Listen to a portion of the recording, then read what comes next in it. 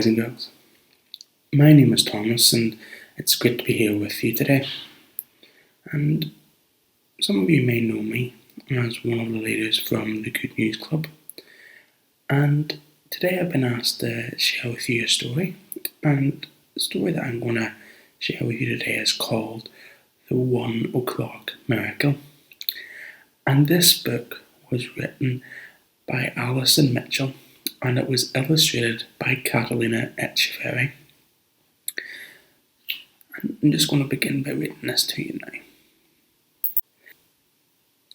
So long ago, there lived an important man who worked for the king. He was sad and so worried. His son was very ill, so ill he was going to die, and no one could help him. But then he heard that a man named Jesus was doing the most amazing and wonderful things. He heard that Jesus was making ill people well again. He heard that Jesus was doing things that only God could do. So the man decided to ask Jesus for help.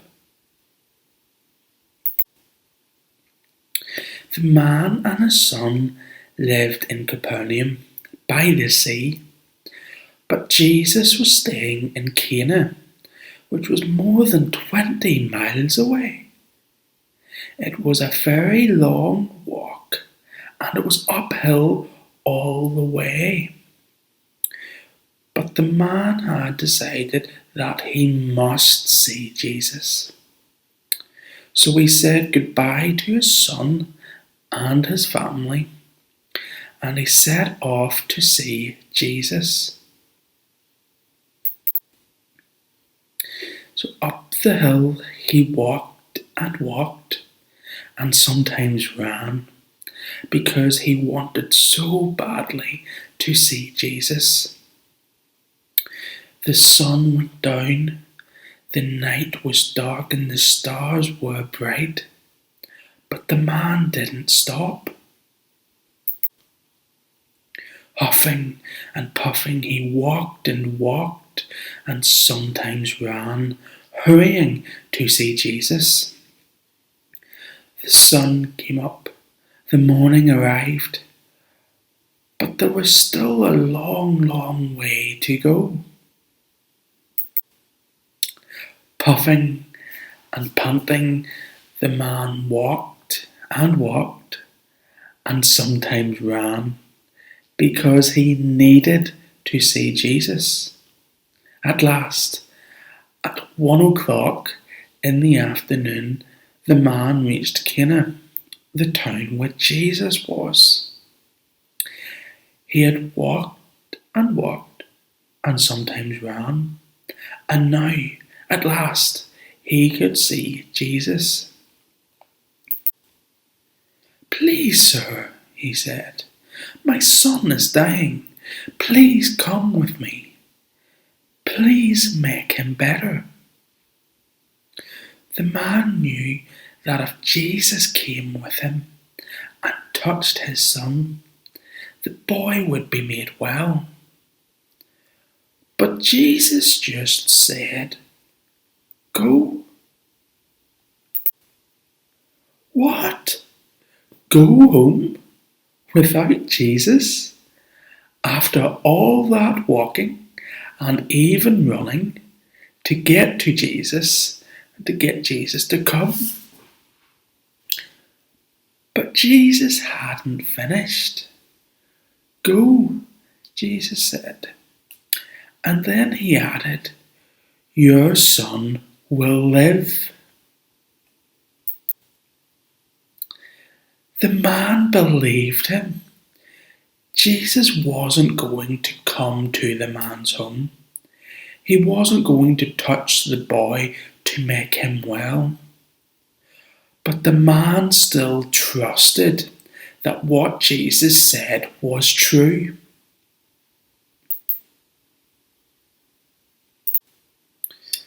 So down the hill he walked and sometimes ran because he believed Jesus. The sun went down, the night was dark, and the moon shone brightly. The man felt so tired. But on he walked and sometimes ran because he trusted Jesus.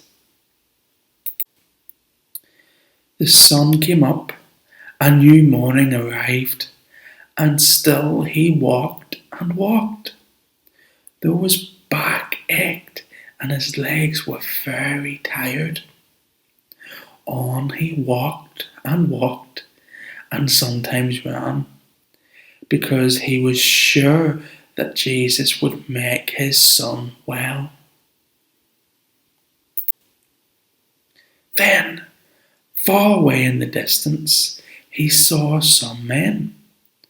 They came closer and closer. They were his own servants. They must have news, he thought. But what could it be? Sir, they said, it's your son. He is alive. He is well again. The man was bursting for joy. When? The man asked. When did he get better? Yesterday, at 1 o'clock in the afternoon. 1 o'clock? 1 o'clock, the men replied. Then the man remembered. It was 1 o'clock in the afternoon when he saw Jesus. It was 1 o'clock when Jesus said his son would live. And it was 1 o'clock when his son got better.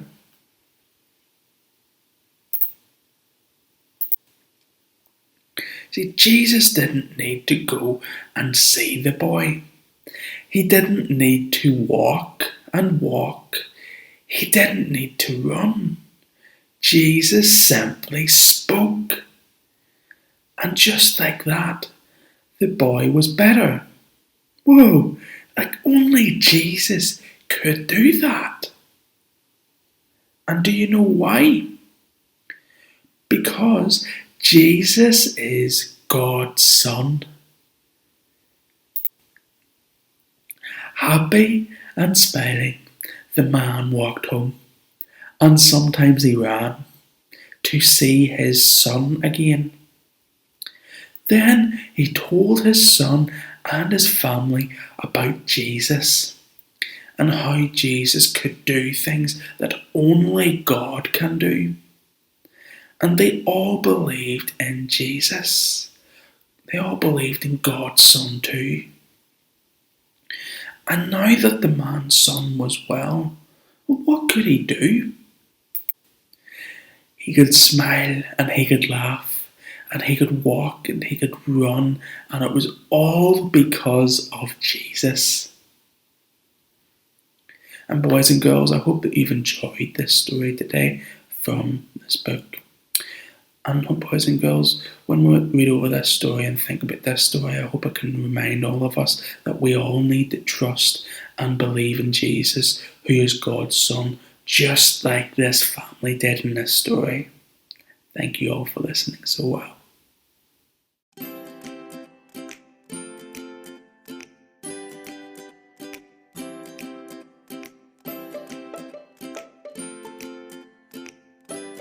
The Bible says, 1 Chronicles chapter 16 verse 34.